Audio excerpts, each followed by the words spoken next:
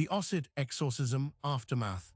When Deliverance ministry failed after an incomplete exorcism ended in tragedy, the clergy who performed it began experiencing unexplainable spiritual afflictions. Long after the blood has been washed away and the courtroom doors have closed, some cases continue to claim victims. The Ossett exorcism of 1974 stands as one of the most catastrophic failures in modern religious history, not merely because of the violence that erupted in its immediate aftermath, but because of what happened to those who thought they were doing the work of God. When Michael Taylor walked out of that church hall in the early hours of October 6, 1974, 40 demons had reportedly been cast out of him during an all-night exorcism conducted by multiple clergy. But the ministers had stopped before completing the ritual. They were exhausted. They believed the most dangerous entities had been expelled. Within hours, Christine Taylor lay deceased in her home, and her husband stood covered in her remains, his mind shattered. What the churches did not anticipate was that the horror would continue to spread, touching lives far beyond that single terrible morning. The scene of the exorcism itself becomes important in understanding what follows.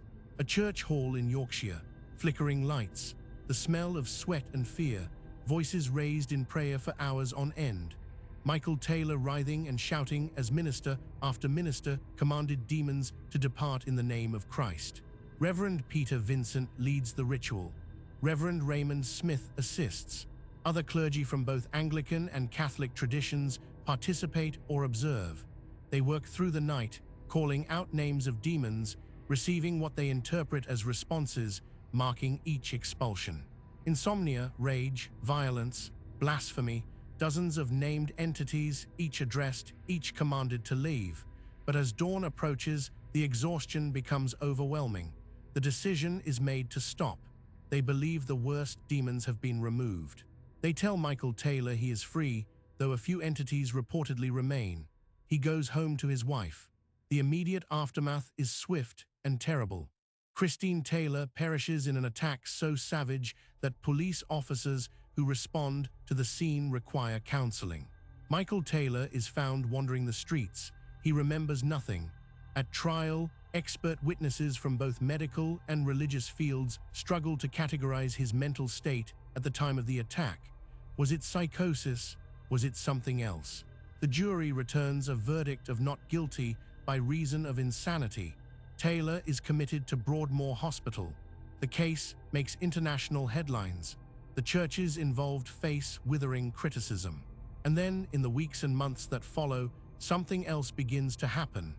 Reverend Peter Vincent, the primary officiant of the exorcism, begins experiencing nightmares. Not the ordinary anxiety dreams that might follow a traumatic event, but nightmares of such vividness and consistency that he finds himself dreading sleep. He sees faces. He hears voices. In his dreams, he is back in that church hall, but now he is the one being exorcised, and the demons are winning. He wakes gasping, drenched in sweat, unable to pray.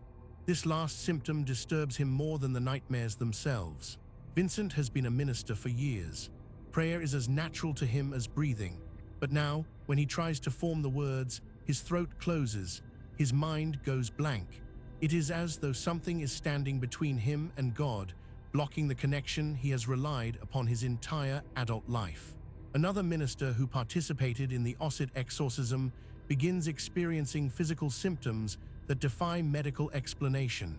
Unexplained fevers that spike suddenly and then vanish. Muscle pain that migrates throughout his body. Physicians run tests and find nothing. The symptoms continue for months. He loses weight. He withdraws from his parish duties. When he finally confides in his bishop about the connection he suspects between his illness and the events of that October night, the bishop listens with an expression of deep concern. The minister is not the first to report such experiences. The pattern becomes undeniable. Multiple participants in the Ossett exorcism are suffering from afflictions that seem to have no natural origin. The symptoms vary from person to person, but certain elements recur. The vivid nightmares, the difficulty with prayer, the sense of oppression, the unexplained physical ailments. These are not people with histories of mental illness or spiritual crisis. They are experienced clergy who have conducted deliverance ministries before, but something about the Ossett case is different. Something has followed them home. The churches respond with institutional caution. This is not the kind of problem that Anglican or Catholic leadership wants to publicize. The secular press is already having a field day with the Michael Taylor case, portraying exorcism as medieval superstition at best and dangerous manipulation at worst. To admit that the clergy themselves have been spiritually affected would only feed the criticism. But pastorally, the situation cannot be ignored. The Archbishop of York convenes an inquiry. The stated purpose is to review the protocols surrounding exorcism ministry in the Church of England. The unstated purpose is to figure out what went wrong at Ossett and how to help those who are suffering in its wake. The inquiry produces a remarkable document. The 1975 report is candid in ways that church documents rarely are. It acknowledges that exorcism is spiritually dangerous work. It acknowledges that participants, not merely subjects, can be affected. It recommends sweeping changes to how deliverance ministry is conducted in the Anglican Communion. Exorcisms must only be performed by experienced clergy, specifically trained and authorized by their bishops.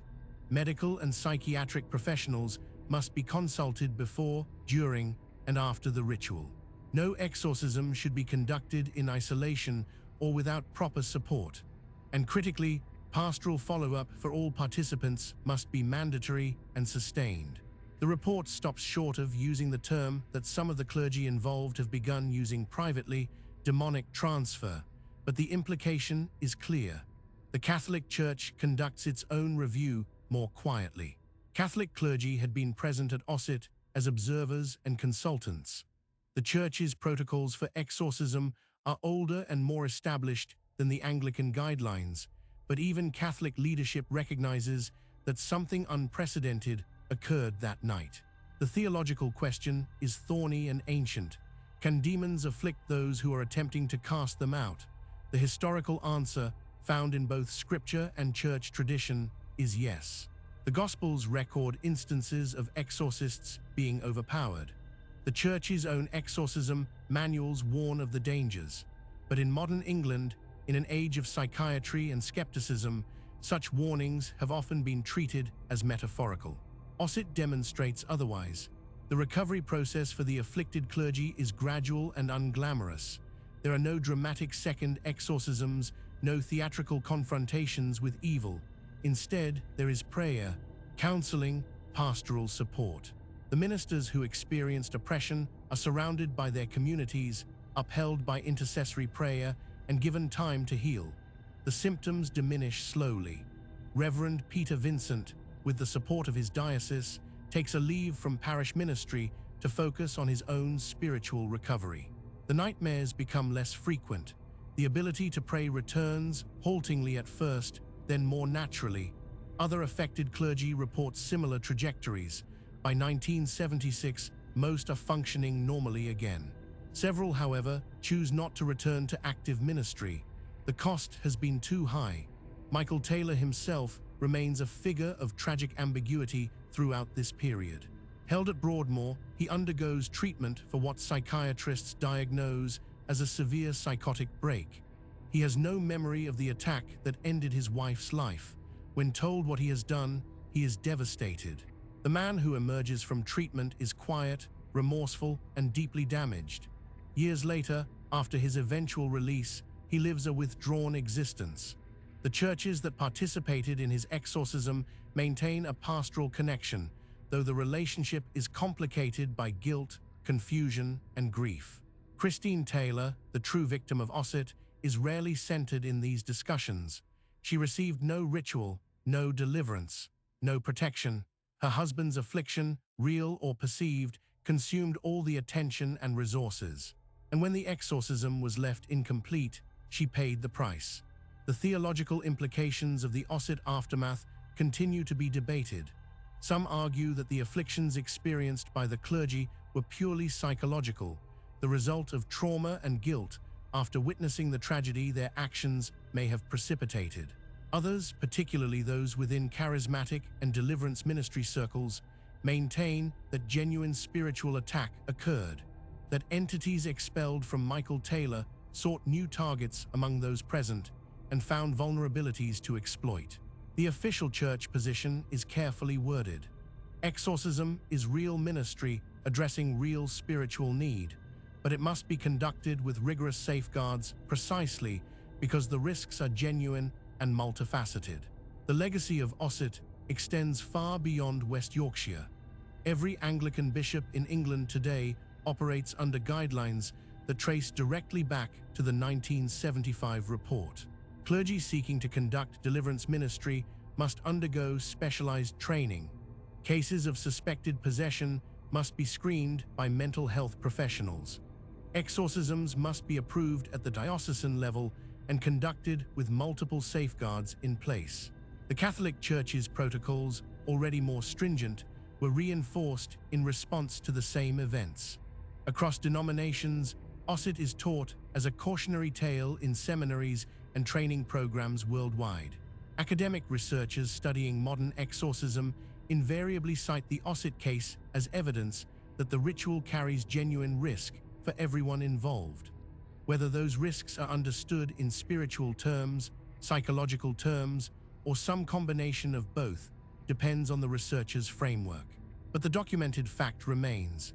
Experienced clergy entered a church hall in October 1974 to conduct a religious ritual, and they emerged changed in ways that caused suffering for months or years afterward.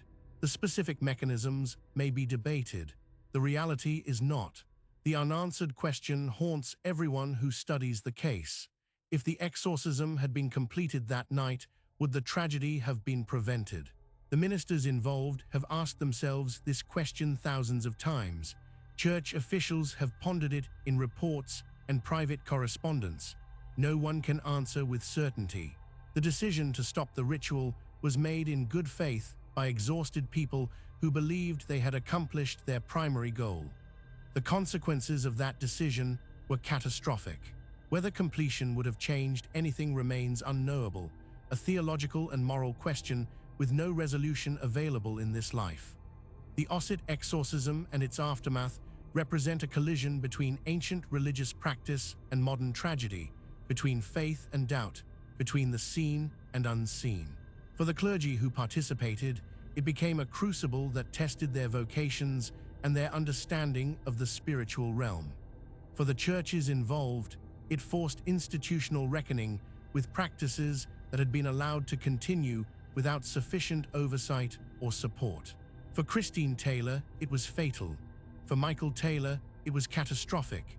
And for those who study the paranormal and the unexplained, it remains one of the most sobering cases in the modern record, a reminder that some doors, once opened, are not easily closed.